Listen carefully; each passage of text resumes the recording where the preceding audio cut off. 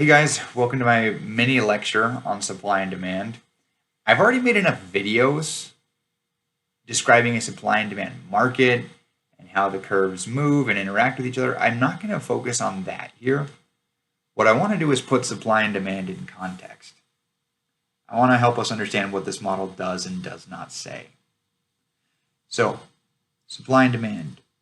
That model is usually depicting something called perfect competition. And perfect competition comes with some pretty strong assumptions. There are lots of buyers. So many buyers, in fact, that none of them has any control over price. It assumes that there are lots of sellers. So many sellers, in fact, that none of them has any control over price. It assumes that there is free entry and exit in the market. If you want to go into business today, you can. If you want to leave business today, you can. It assumes perfect information, that buyers and sellers know the same stuff about the good. We know where to find it, we know what it costs, we know how it performs. It assumes that all the firms are selling the exact same good, an identical product, a homogeneous product. They're all exactly the same. If you're thinking that's a restrictive list, it is. Like if you want to talk about a labor market and pretend that everyone is supplying the exact same good, even though there's always that one worker who's doing everything while the other worker sits back texting the whole time. If you want to talk about free entry in a market, I think of myself as a college professor. I had to go to college for 9 years to get my PhD, and that was a big entry cost for me to get into my job. If you want to think about perfect information, have you ever bought a used car before? Especially one on Craigslist? The person selling it almost always has some kind of secret they don't want you to know before you buy it. They're just hoping that the test drive goes well. And then later on, you get to find out the information that they held. Or even the idea of everyone being price takers. Firms can set their own prices in a lot of markets. There are lots of different reasons they can get market power and can choose prices above their marginal cost. So the assumptions in this model might make you think, whoa, like what good is this thing? Well, supply and demand helps us to learn some really good lessons. It gives us a very easy, intuitive framework where I can make predictions about prices and quantities in my market. For instance, if production costs go up, I can interpret that as a decrease in supply. And with that, I know that the equilibrium price and quantity, the price is going to go up, the quantity is going to go down. Less people are going to buy stuff at higher prices. Those predictions still hold in almost every market, no matter, even if it doesn't match all of these assumptions. And so that's useful to us. It gives us some kind of a framework where we can say, if the government imposes this regulation, which can be interpreted as a rising input cost, the supply of the good will decrease. So this model is really good at giving us a simple, rudimentary framework for getting an idea of how does quantity and price react in a market. It helps us understand shortages and surpluses and why they don't tend to last forever. Rewind a few months, we had like the toilet paper panic of 2020, COVID-19. Everyone was like, oh my gosh, there's an infectious respiratory disease. We better go buy a bunch of toilet paper because that makes sense. Well, something happened and the demand for toilet paper skyrocketed. And when it did, people were lining up outside of every store in the morning and they were waiting in line oftentimes to go buy toilet paper, and a lot of them could never get it. There was a shortage. If a market is allowed to adjust and compete, you can trust that the shortage won't last very long. Either prices can rise on the good. You could buy some really expensive toilet paper online. So in some markets, the price literally rose, which eliminates the shortage. You double the price, some of those people get out of line.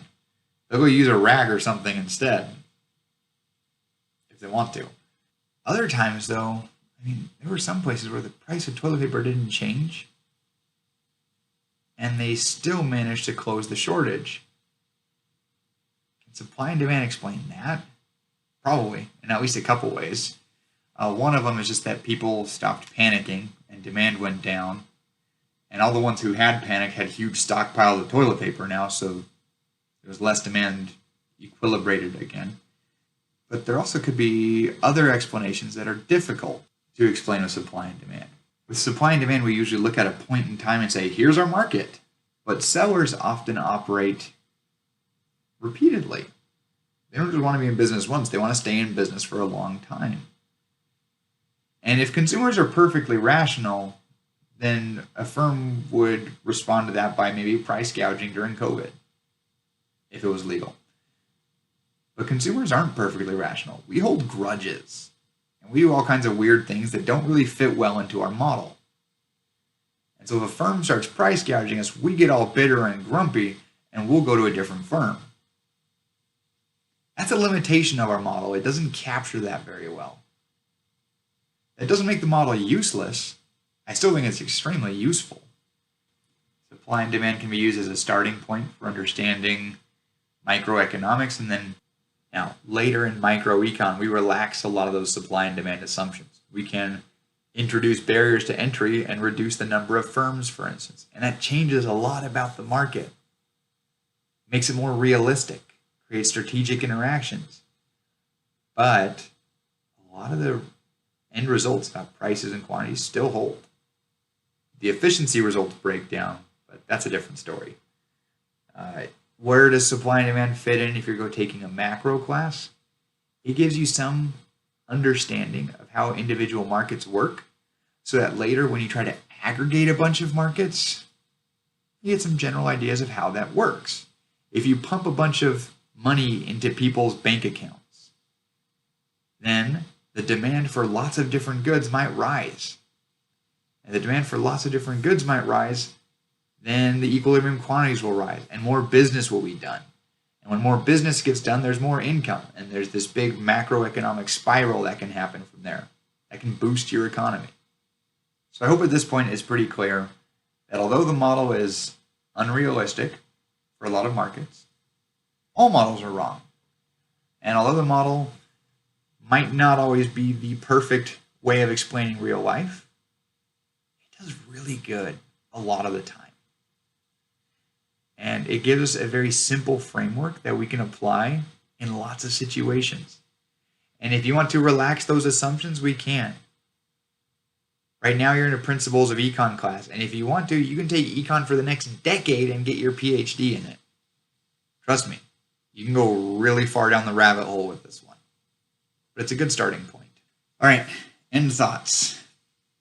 After these end thoughts, I will send you on your way to all these next videos where I explain how the supply and demand market works. One of them is this ceteris paribus condition. When we look at supply and demand, we assume all other things are equal. And that explains why, if you change the price, you change the quantity demanded, like the demand curve doesn't move. Because nothing else has changed. The demand curve can account for a price change.